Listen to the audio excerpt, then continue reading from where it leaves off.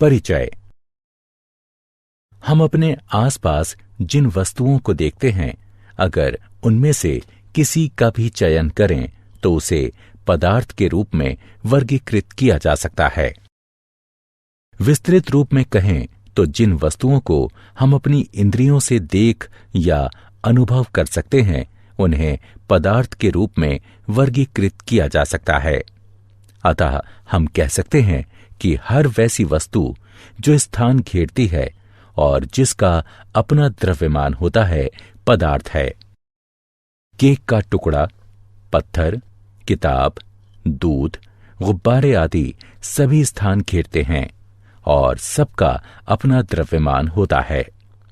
इन्हें पदार्थ के रूप में वर्गीकृत किया जा सकता है। पदार्थ की 3 अवस्थाएं हो सकती हैं: ठोस, द्रव और गैस।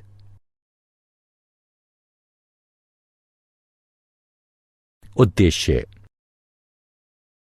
इस पाठ के अंत में आप निम्न करने में सक्षम हो जाएंगे: पदार्थों के प्रकार समझना, पदार्थों की अवस्था पहचानना, तापमान या दाब परिवर्तन होने पर पदार्थों की अवस्था किस प्रकार परिवर्तित हो सकती है, विभिन्न गतिविधियों द्वारा ऊर्ध्वपातन और वाष्पीकरण प्रक्रम के बारे में सीखना।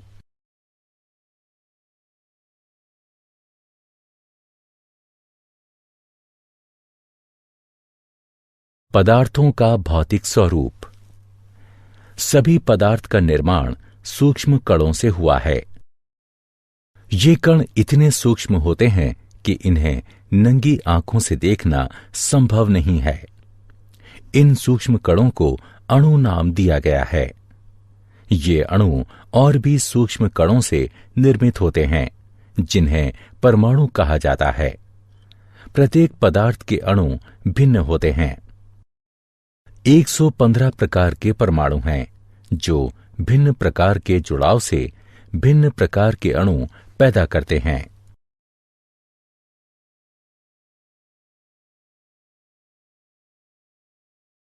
पदार्थ के कणों के अभिलाक्षणिक गुण। पदार्थ के कणों के मुख्य अभिलक्षण अधोलिखित हैं। पदार्थ के कणों के बीच रिक्त स्थान होता है। पदार्थ के कण निरंतर गतिशील होते हैं। पदार्थ के कण एक दूसरे को आकर्षित करते हैं। पदार्थ की अवस्थाएं। पदार्थ 3 प्रकार के होते हैं: ठोस, द्रव और गैस। ठोस का आकार और आयतन निश्चित होता है। द्रव का कोई निश्चित आकार नहीं होता, लेकिन आयतन निश्चित होता है। द्रव में बहाव होता है और इनका आकार बदलता है। गैसों का कोई निश्चित आकार और आयतन नहीं होता। ठोसों एवं द्रवों की तुलना में गैसों की संपीड्यता काफी अधिक होती है। तापमान का प्रभाव। आइए जानें कि ठोस, द्रव और गैस पर तापमान का क्या प्रभाव होगा। तापमान बढ़ाने पर गतिज ऊर्जा बढ़ जाती है। तापमान बढ़ने से ठोस द्रव में परिवर्तित यानी संगलन हो जाता है और द्रव गैस में परिवर्तित यानी वाष्पीकृत हो जाता है। गैस, द्रव और ठोस शीतलन या तापमान के घटने से संशोधित हो जाते हैं। केल्विन तापमान का एसआई मात्रक है। दाब का प्रभाव।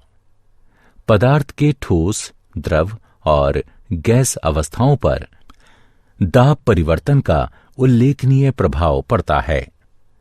दाब बढ़ाने से गैस द्रव में परिवर्तित हो सकती है। इस प्रक्रम को संघनन कहते हैं। दाब बढ़ाकर द्रव को ठोस में परिवर्तित किया जा सकता है। इस प्रक्रम को ऊर्ध्वपातन कहते हैं।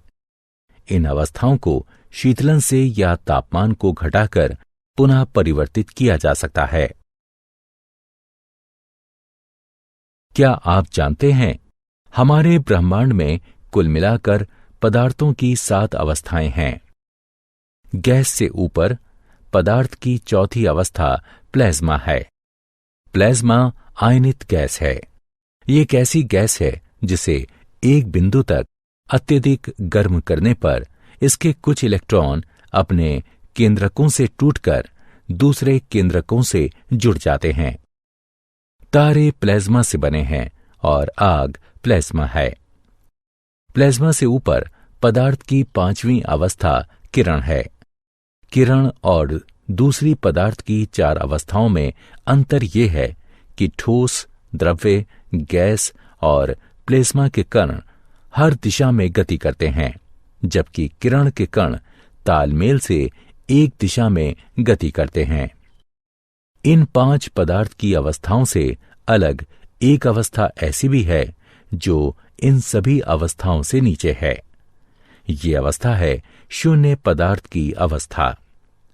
शून्य पदार्थ की अवस्था BEC या बोस-आइंस्टीन कॉन्डेंसेट के नाम से जानी जाती है।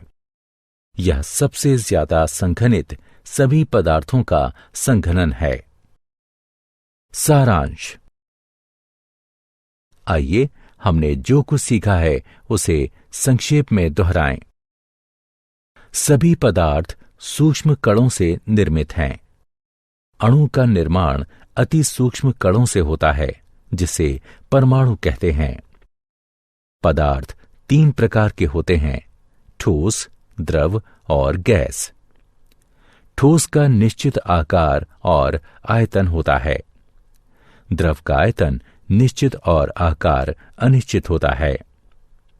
गैस का ना तो आकार निश्चित होता है और ना ही आयतन। तापमान की SI इकाई केल्विन है। दबाव में वृद्धि कर गैस को द्रव में परिवर्तित किया जा सकता है।